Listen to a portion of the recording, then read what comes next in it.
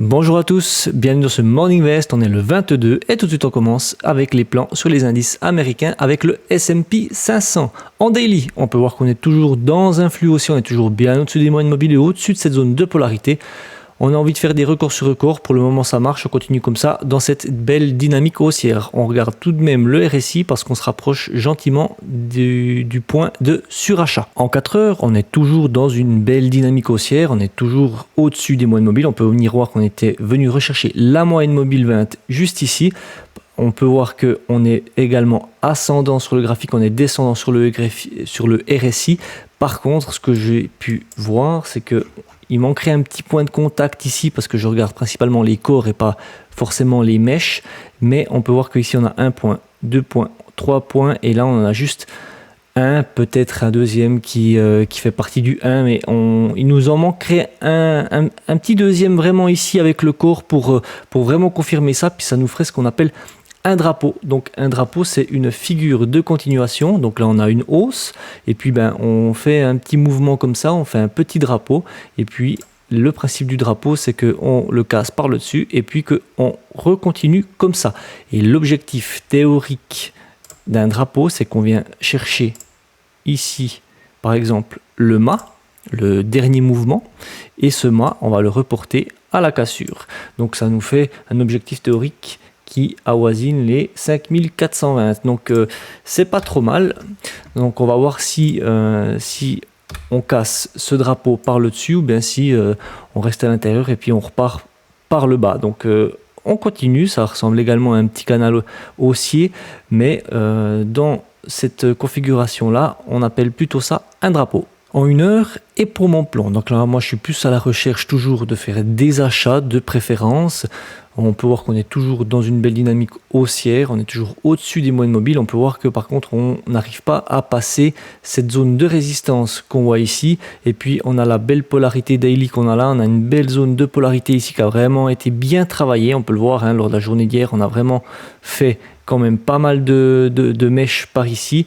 Ensuite, on a réussi à la passer, on a quand même venu la repullbacker, et puis là, pour le moment, on se retrouve sur la résistance. Donc, moi, pour mes scénarios acheteurs, ce serait que, dans un premier temps, le prix revienne sur cette zone de polarité, et sur signal, je pourrais tenter un achat. On peut même retracer le Fibonacci de tout ce dernier mouvement haussier qu'on a là. Je les mets un petit peu plus ici, et puis on peut voir que le 61,8, donc il converge vraiment pas mal avec cette zone de polarité. Donc je pense que c'est un bon point d'entrée. Donc le prix, il faudrait qu'il vienne dans cette zone de polarité, qu'il vienne sur le 61,8 et puis après on pourrait potentiellement exploiter des setup dans cette zone ici. Et puis en cas de repli un petit peu plus important, cette fois-ci de tout ce dernier mouvement haussier qu'on a ici, je pourrais tenter un achat. Donc ça converge avec le 61,8 et la zone de polarité en daily. Et pour les plans vendeurs, ce serait que si on revienne dans cette zone de résistance et sur signal, je pourrais tenter une vente. Évidemment, il faudrait que ce soit un top signal puisqu'on est vraiment très haussier et il faudrait que ce soit un signal type une divergence par exemple. Et puis vraiment en cas de repli significatif et franchissement à la baisse de ce 61,8 de tout ce dernier mouvement haussier, là à ce moment-là on pourrait potentiellement passer vendeur. C'est mon même plan que hier, il n'a pas changé. Donc voilà pour le S&P 500. Le Dow Jones en daily, on peut voir qu'on est toujours dans un flux haussier, on n'a toujours pas atteint les 100%. Par contre, on avait dit hier qu'on avait repassé en dessous des 40 000 et là pour le moment on peut voir la mèche d'aujourd'hui. On a essayé de les passer à la hausse, mais non, les vendeurs ils sont là, ils n'ont pas envie qu'on le passe à la hausse, c'est 40 000. Donc là pour le moment on a 39 987. On va aller voir dans les unités de temps un petit peu plus courtes pour voir ce que ça donne. En 4 heures, donc là on peut voir qu'on est toujours dans le vert, on est toujours dans une dynamique haussière. Par contre on a plusieurs choses. Je vais un petit peu zoomer et puis on peut voir que là on avait fait un plus haut et là ce plus bas, je l'avais dit hier, on a fait un plus bas qui est plus bas que le précédent. Et là pour le moment on a potentiellement fait un plus haut qui est plus bas que le précédent. Donc là on est peut-être en train d'inverser la tendance. Il n'y a encore rien qui est dit, mais là pour le moment c'est un petit peu mitigé. On peut voir qu'on est venu rechercher ici le plus bas et puis après on va voir si on repasse ou pas ces 40 000. Là pour le moment on bloque vraiment sur cette zone des 40 000. Donc Ça, c'est vraiment affaire à suivre, on verra. On peut voir on s'est retrouvé entre les deux moyennes mobiles. Maintenant, on est en train de jouer avec la moyenne mobile 20 parce qu'on a réussi à en ressortir gentiment. Et puis, les moyennes mobiles, elles commencent gentiment également à s'orienter à l'horizontale. Donc là, on est vraiment dans un manque de tendance. On n'a pas vraiment de directionnel qui est clair. Le marché, il attend. On verra aujourd'hui ce qui se passe. Mais là, pour le moment, le but aujourd'hui, je pense que c'est soit on passe les précédents plus bas à la baisse et puis on continue parce que les 40 000 ils passent pas, soit cette fois-ci on passe les 40 000 et puis on essaye de passer au-dessus des précédents plus hauts et puis on va chercher les 100% théoriques de tout le retracement de Fibonacci qu'on a vu en daily tout à l'heure. Donc voilà pour le 4 heures. En 1 heure et pour mon plan. Donc là on peut voir qu'on est vraiment repassé dans un flux qui est baissier et puis là ça vient d'arriver, la mèche vient de repasser les deux moyennes mobiles à la baisse, donc on peut voir que le prix 40 000 là, pour le moment il n'a pas été accepté, il a été rejeté, on est vraiment repassé en dessous. Donc moi pour mes scénarios aujourd'hui, on est quand même dans une dynamique long terme, dans des grandes unités de temps en daily qui est quand même haussière, donc moi je vais toujours privilégier pour le moment des achats. C'est vrai qu'on vient de passer en flux baissier, après je serai également autant à l'aise pour faire une vente si bien évidemment le marché me dessine un signal qui est plausible et qu'on pourra exploiter.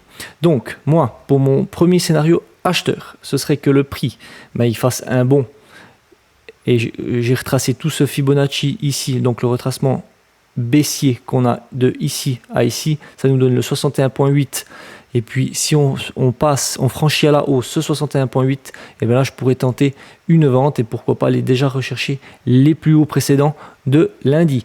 Et puis en cas de rebond un petit peu plus important où cette fois-ci on passerait vraiment cette zone de résistance, donc on ferait des nouveaux records, et ben là potentiellement je continuerai d'acheter. Et puis il faudra quand même faire attention puis calculer par rapport au ratio parce qu'on a une zone qui est juste en dessus, une zone de résistance.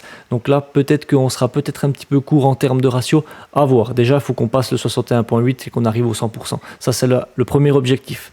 Et puis concernant mon plan vendeur, c'est que si on repasse les plus bas, et ben à ce moment-là je pourrais vraiment tenter une vente puisque on sera en dessous des moyennes mobiles, on sera dans un flux qui est baissier.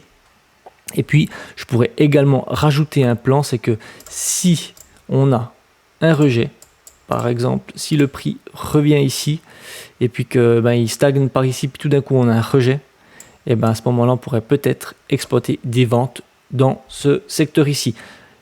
Sur signal évidemment, il faudra qu'on voie parce que là si on remonte directement on sera au-dessus des moyennes mobiles, ça veut dire qu'on sera dans un flux baissier, mais au-dessus des moyennes mobiles, ça veut dire qu'on sera plus dans un flux qui est neutre, sans tendance qui est claire.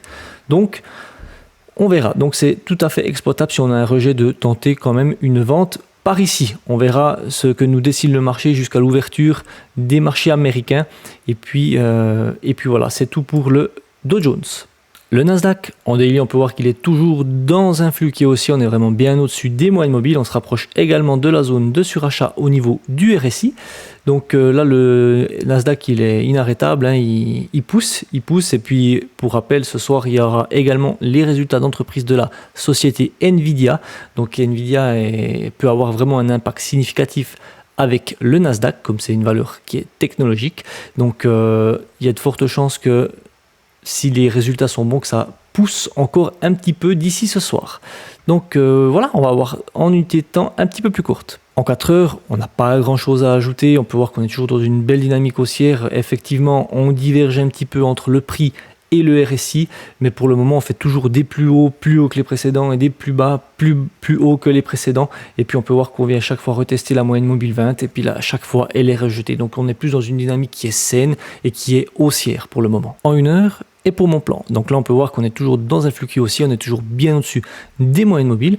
Moi pour le moment, ce que je vais privilégier, ça va être plus de rechercher des achats sur des replis, puisqu'on a vraiment bien poussé avec le Nasdaq. J'ai pas mis de plan vendeur, je ne me vois pas pour le moment shorter le Nasdaq. Et on peut voir qu'on avait cette belle zone de polarité qu'on a ici qui avait vraiment été bien travaillée. Elle avait fait vraiment pas mal de mèches, on avait vraiment bien stagné. Et puis on peut voir que quand on arrive passer par le dessus ou par le dessous, et ben on a directement une belle réaction avec une belle bougie. Donc on peut voir qu'on était venu faire résistance, support, plein de fois de support, résistance, support. On était venu là passer par le dessus, on était venu là repullbacker. Donc c'est vraiment une zone où il y a de potentielles fortes réactions qui peuvent survenir. Donc c'est pour ça que mon premier plan acheteur, c'est un repli du prix jusqu'à cette zone ici, et sur signal, et ben je pourrais tenter un achat. Et puis ensuite, on a une belle autre zone de polarité qu'on a juste ici. On peut voir les belles mèches qu'on a là. On pourrait même le tirer un petit peu plus jusqu'ici. Et puis on peut voir qu'on avait fait support, support. Ici, on avait fait résistance, résistance, résistance. Et puis là, on avait fait support. Et puis là, pour le moment, on est sur le palier des 50% de Fibonacci de tout ce dernier mouvement haussier. Donc, il y a pas mal de convergence. Il peut y avoir vraiment des belles réactions ici. C'est pour ça que j'ai mis mon petit plan acheteur sur cette zone de polarité, et sur signal, je pourrais tenter un achat. Dans l'idéal, ce serait que le prix me fasse un petit excès sur le 61.8, peut-être même un petit peu dans la zone de polarité daily qui est un rejet, et puis là, à ce moment-là, qu'on exploite des achats dans ce secteur ici. Donc voilà pour le Nasdaq et pour les plans sur les indices américains. On va directement pouvoir passer au calendrier économique. Et concernant le calendrier économique, on peut voir qu'aujourd'hui, on a pas mal de news, on en a quelques-unes qui sont majeures. On va commencer avec le Royaume-Uni qui a une annonce sur l'inflation qui a attendu en légère baisse à 2,1% contre précédemment 3,2%. On aura du côté de l'Europe un discours de la présidente de la BCE.